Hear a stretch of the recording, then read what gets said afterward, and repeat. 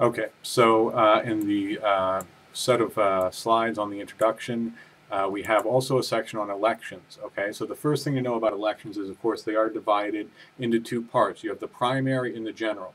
In the primary elections, you basically have each party choosing their own candidates for the general election. The general election is pretty much always in November. In the last general election for president, the two candidates were, of course, Barack Obama and John McCain. Before that, there were the primaries. The main candidates in the Democratic primary were Barack Obama, Hillary Clinton, John Edwards for a little bit. The main characters in the, or the main candidates in the Republican primary, McCain, Huckabee, Giuliani was in there for not really very long, Mitt Romney, and so on. So those were the primary elections where the parties choose their own candidate. Okay, then you have obviously different types of election, different levels. You have a presidential, congressional, and you have state and local. So this fall, I don't think any senators are running, but there's an election for governor there, and you'll also every 2 years, of course, the House of Representatives has elections. So you'll go and you'll vote for your representative in the House of Representatives as well as governor. Of course, some years you have the president running. So all of these different levels of elections, parties obviously play a role in this. And of course, the other odd thing about the American electoral system, at least at the presidential level, is the electoral college. Now, we talked a little bit earlier in this set of slides about the way that the United States is a democracy, but it's not a pure or a direct democracy. It's not just that everybody shows up and votes, and whatever people all vote on is what becomes law. There are representatives, and there's also this electoral college thing. Now, this is in the Constitution. The founders were worried that democracy had not existed for some time, obviously in the ancient world, but no one was sure exactly what a modern commercial democratic republic would be like. So people were a little worried that maybe the people, the founders were a little worried that maybe the people as a whole would make some unwise choices. So they built the Electoral College into the Constitution. So again, it's in the Constitution. It's in the fundamental legal framework of the country. And what it is people vote, there's the popular vote, but the president is not actually elected directly by the people. The president is elected by the Electoral College. And the Electoral College is made up of a small number of representatives, a few hundred, and they represent each state. And the idea initially was if the people made an unwise choice, the Electoral College could overturn that.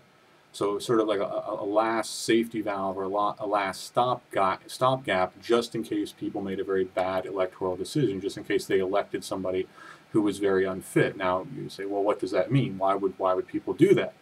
Of course, one way to look at it is, well, who were the founders? Who were the people who wrote the Constitution? They were people who had a lot of money, a lot of land. They didn't want that money and land taken away from them. So the idea is that the people who would be part of the Electoral College would be elected by state legislatures.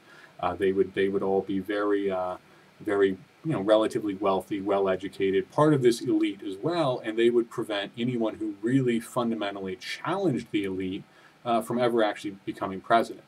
Of course, the other way you could look at it is, well, so in other words, there's the cynical way to look at it and say, well, these were just elites, people with a lot of money, a lot of power, who wanted to protect their privilege and their status in society. Therefore, they created this electoral college so that if the people ever elected anyone who would really challenge them or really threaten their position, the electoral college could stop that person from being elected. So there's the cynical way of looking at it. There's the more idealistic way of saying, well, they were genuinely worried that people might get too emotional. They might make some unwise, overly emotional decisions. At the time, in the 1790s, for instance, this was after the Constitution had already been written, but early on, the United States was a relatively small country. It wasn't always treated well by European countries, especially France. At times there were calls that the United States should start a war with France. Again, this was after the Constitution had been written, but this would be an example of what they were talking about.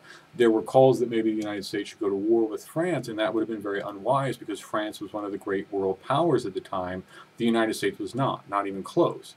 That was an example of, well, maybe they were afraid that, people would get emotional and elect somebody who was very militant and who wanted to start a war with France, even though a war with France would have been disastrous for the United States. So the Electoral College would stop that from happening. So you have the cynical reason for it. They just wanted to protect their status in society. You have the more idealistic reason. They were genuinely worried that people might make every once in a while a very unwise choice. Probably it was a combination of the two things. But in any case, the Electoral College never actually has done this. The electors, the Electoral College, has never actually overturned or voted against an actual popular result. But what has happened twice in the country, once with Benjamin Harrison and once more recently, and so people more famously in 2000, what has happened is that the person who won the popular vote did not win the Electoral College vote. So actually in 2000, for instance, Al Gore won more total votes in the country as a whole than George W. Bush. But he did not win he did not win more Electoral College votes. Therefore, he didn't win the election. How did that happen? Well, we will stop here so it's not too long for YouTube and then continue in a second, okay?